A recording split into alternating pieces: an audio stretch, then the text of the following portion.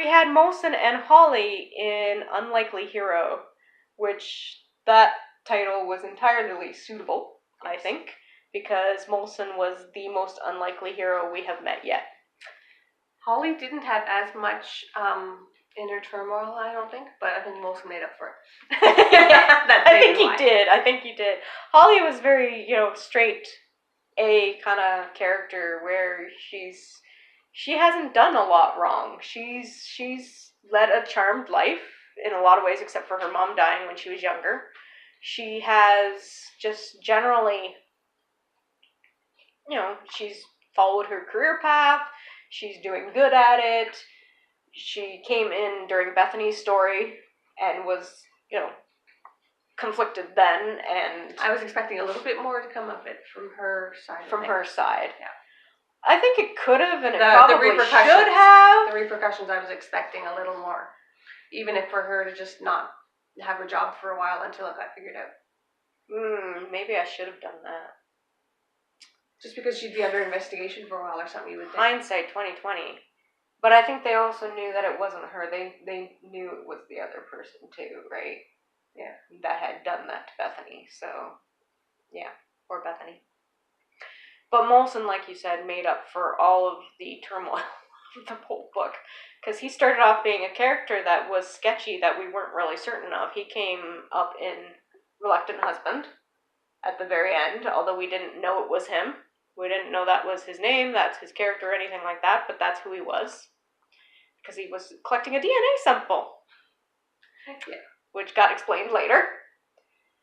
And then we saw him again in Love and Lies, because he's Drew's brother. And we learned stuff about him that kind of made you kind of go, ooh, just exactly who is this guy? And I understand why they have reservations.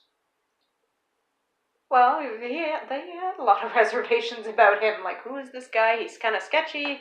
He's not like an upstanding citizen. What's going on with him? And I honestly kind of brought him in as maybe a foil, like another villain type of thing, possibly. I didn't think he would play a major role, but he would have just been kind of like, I'll do my bit, and then, toddle off. But it turns out poor Molson has been kind of a reluctant hero, unlikely hero the whole time. And he's been doing good deeds that nobody knows about. Kind of doing his Robin Hood thing, not stealing anything, but, doing a Robin Hood sort of effect. And he's been, well, I don't want to give it away, but he's been working really hard on being a good person, but people don't know it because people make judgments about him. And they automatically think, oh, I know that you're this, and I know that you're that, and you're not the type of person that I want around me. And so he's faced a lot of rejection in his life, and I think everybody can relate to that, being rejected and being made feel like terrible. And he didn't always do the conventional way, or the easy way, but he had his reasons why he was doing things that way. And so you're like, oh, okay, yeah. And so you actually like him even more, just because he overcomes that stigma. Yes, he had a major stigma against him. It seemed like a chip on the shoulder at first. He did have a bit of a chip on his shoulder because he felt like people were going to treat him this way because that was his experience, and so his defense was, well, you're just going to treat me that way anyway, so I'm just going to act that way, and good luck to you. Didn't mean it was true, but he was just kind of like, this is my defense against what you're saying, and Holly saw right through it from the beginning. Kind of like, you're posing as this person, but that's not really you. Yeah. So that was very helpful to their relationship. And very helpful to also the readers reading about it so that they could connect to him and go, okay, there are layers to this guy. But he actually helped her figure out herself and one of her issues that she never realized she had. Yes. Which was very interesting. Yes. So that was cool. Because he's smart. Yeah, he's smarter than he looks. How often is that said? Yes. So after Molson, we had Everett and Bree, which is coming up, that people will learn about. How much should we spoil? Some, but not all. I put Everett in some very uncomfortable situations. He chose them. quite fully. Yes, it's his fault. We had a lot of fun with them. The interaction between the two of them is a lot of fun. It's flirty, it's playful, it's like, oh yeah? Really? Well, I'm just gonna one up you right here. Which was a lot of fun. Oh, for that one care scene, yeah. Yes. And Bree being somebody who seems to be underestimated too, because she's female doing what guys normally do. She's doing a guy's job, well, it would be termed a guy's job, right? And so, yeah, she's small, she's female, she can't use certain things, like she can't intimidate people. It just doesn't work for her. So she uses it smart and kind of does things a little different, which works out most of the time, which was hilarious with her chasing that dog. And so that was fun. And we're not even done, so can't tell you the whole story. We're almost there. But I think also we learned that he's a type of guy who doesn't really want responsibility so much. She doesn't but she doesn't either. So I can see their relationship working in a different level. Mm-hmm. And it could work really well with the two of them.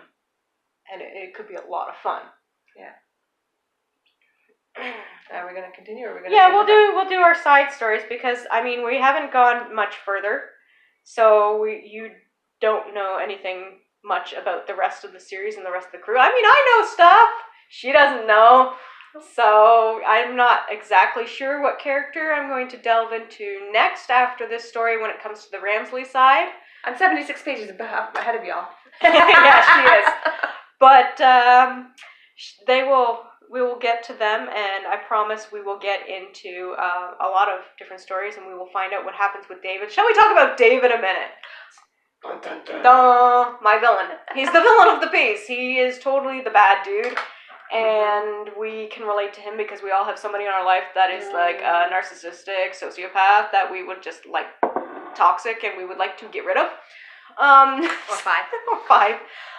So he's a bully, and he is exaggerated, because let's face it, it's not fun if it's not drama. And he's larger than life. He's larger than life, and he can be exaggerated because he is a billionaire. He's got these resources, he's got this power, he's got these abilities that, people in our regular lives don't, and he's been getting away with it for a long time. All of his life. He's been getting away with it. He kind of oversteps boundaries more and more. And more and more. We don't really identify with him, but some days you wish you could be him. Just to, put people in their place. He got put in his place for a little while. Well, for a little while, yes, and he's having his revenge now. Yeah. He had his revenge on poor Michael.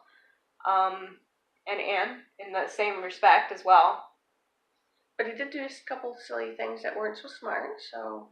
Well, nobody said he was a smart sociopath. I don't think he is smart, at all. Pretty quick in a lot of ways, but he's used to getting what he wants, how he wants it, and he's pretty bad. But he's meant to be that way. Mm-hmm. At first I didn't think he was going to be that way. I thought he was just kind of a bully, and we would leave it be. And then he started telling me, "Oh yeah, I've got a backstory." It's pretty wild, and we're learning more and more about him. And it affects everybody's lives. Yes. I promise. Eventually, he will get his due. We will eventually, bring that to a conclusion. He got thrown in jail for a little while, yeah. But he's out now. I promise you, he will have a resolution, and then he will also still have his last little chaos piece, and then he'll be pretty much over. But and we'll keep moving on with the family and see what goes on. But I think how far we can go good. Without being too. I think people love to hate him. Oh yeah, and I think that's a real plus as well. So some of the side stories that we have going on is